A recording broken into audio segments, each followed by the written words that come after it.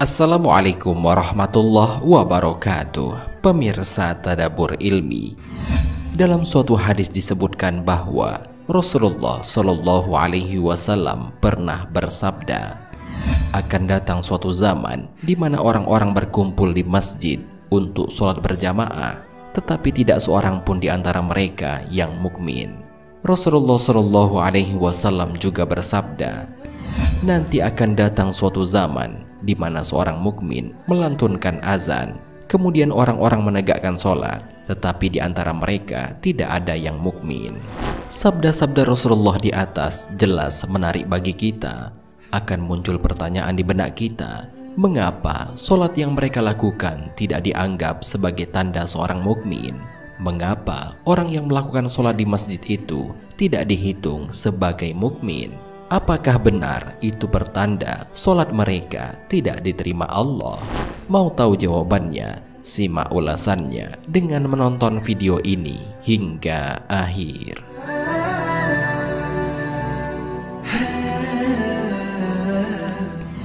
Sebelum lanjut, bagi kalian yang belum subscribe, silahkan untuk menekan tombol subscribe terlebih dahulu.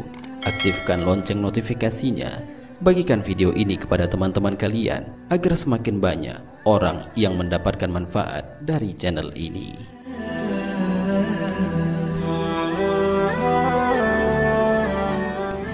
Pemirsa Tadabbur Ilmi, pertanyaan-pertanyaan tersebut dapat dijawab dengan terlebih dahulu mengetahui apa saja tanda-tanda seorang mukmin itu. Karena pada dasarnya, sholat bukanlah tanda bahwa seseorang yang melakukannya dapat disebut sebagai mukmin, tetapi ia merupakan tanda bahwa yang melakukannya adalah seorang muslim. Oleh karena itu, tanda seorang mukmin ialah sholat ditambah dengan syarat yang lainnya. Adapun tanda-tanda seorang mukmin sebagaimana termaktub dalam Sahih Bukhari, Rasulullah Shallallahu Alaihi Wasallam bersabda, barang siapa yang beriman kepada Allah dan hari akhir, hendaknya dia menghormati tetangganya. Barang siapa yang beriman kepada Allah dan hari akhir, hendaknya dia senang menyambungkan tali persaudaraan. Barang siapa yang beriman kepada Allah dan hari akhir, hendaknya dia berbicara yang benar. Dan kalau tidak mampu berbicara dengan benar, maka lebih baik dia berdiam diri dan tidak dianggap sebagai orang yang beriman. Apabila seorang tidur dalam keadaan kenyang, sementara para tetangganya kelaparan di sampingnya. Dari penjelasan hadis di atas, maka kita akan melihat bahwa tanda seorang mukmin itu terlihat dari tanggung jawabnya di tengah-tengah masyarakat. Seandainya dia menghormati tetangganya, menyambung tali persaudaraan, berbicara yang benar, atau memiliki keprihatinan di antara penderitaan yang dirasakan oleh saudara di sekitarnya, maka barulah dia dikatakan sebagai seorang mukmin. Dengan kata lain, Rasulullah Shallallahu Alaihi Wasallam menyebutkan bahwa nanti akan datang suatu zaman orang-orang berkumpul di masjid untuk mendirikan sholat, tetapi tidak akur dengan tetangganya, yaitu tidak menyambung tali persaudaraan di antara kaum muslim. Mereka menyebar fitnah dan tuduhan yang tidak layak terhadap kaum muslim. Mereka melaksanakan sholat, tetapi tidak sanggup mengatakan kalimat yang benar. Mereka melakukan sholat tetapi acuh tak acuh dengan penderitaan yang dirasakan oleh sesamanya. Kata Rasulullah, mereka adalah orang-orang yang melakukan sholat tetapi sebetulnya tidak dihitung sebagai orang yang melakukan sholat. Rasulullah Shallallahu Alaihi Wasallam juga pernah bersabda, ada dua orang umatku yang melakukan sholat yang ruku dan sujudnya sama, akan tetapi nilai sholat keduanya itu jauhnya antara langit dan bumi.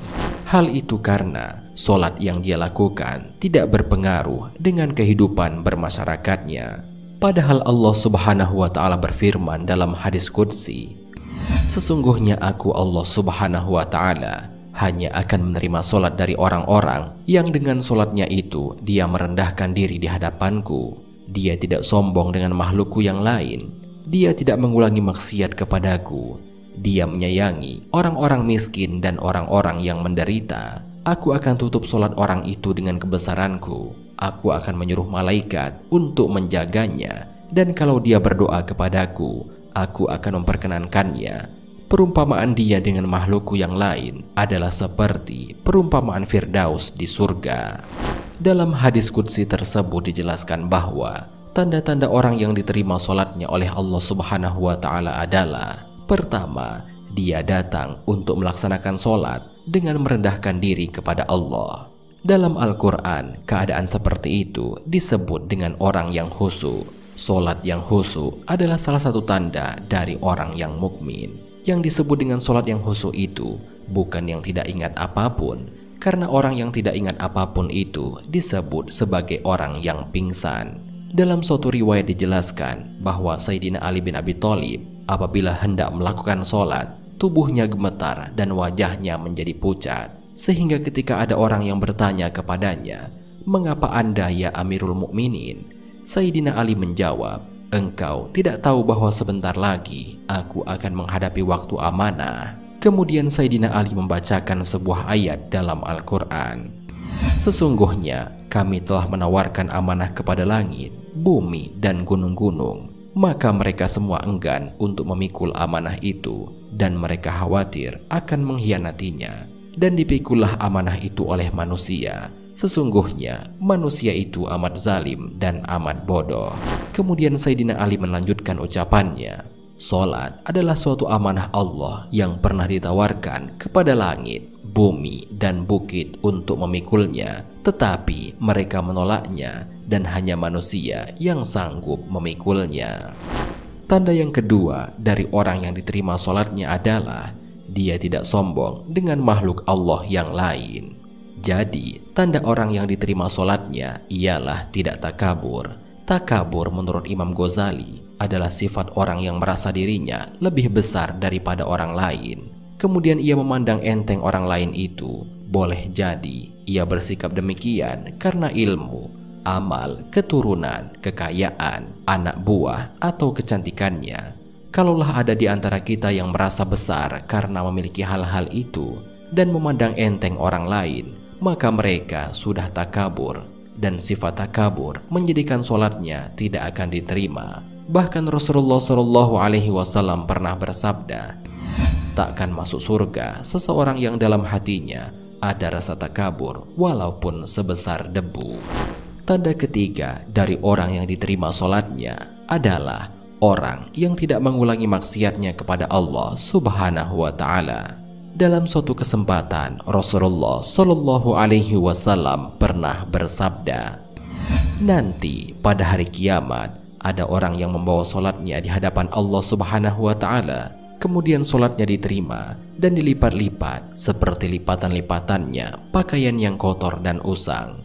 Kemudian solat itu dibantingkan ke wajahnya. Allah tidak menerima solat itu karena solatnya tidak dapat mencegah perbuatan maksiatnya. Maka dari itu, tanda bahwa solatnya tidak diterima oleh Allah adalah solatnya tidak dapat menjadikannya terhindar dari perbuatan keji dan mungkar." Tanda keempat dari orang yang diterima solatnya ialah orang yang menyayangi orang-orang miskin. Hal ini berarti orang yang diterima solatnya adalah orang yang mempunyai solidaritas sosial. Mereka bukan hanya melakukan ruku dan sujud saja, tetapi mereka juga memikirkan penderitaan sesamanya. Mereka menyisihkan sebagian waktu dan rizkinya untuk membahagiakan orang lain.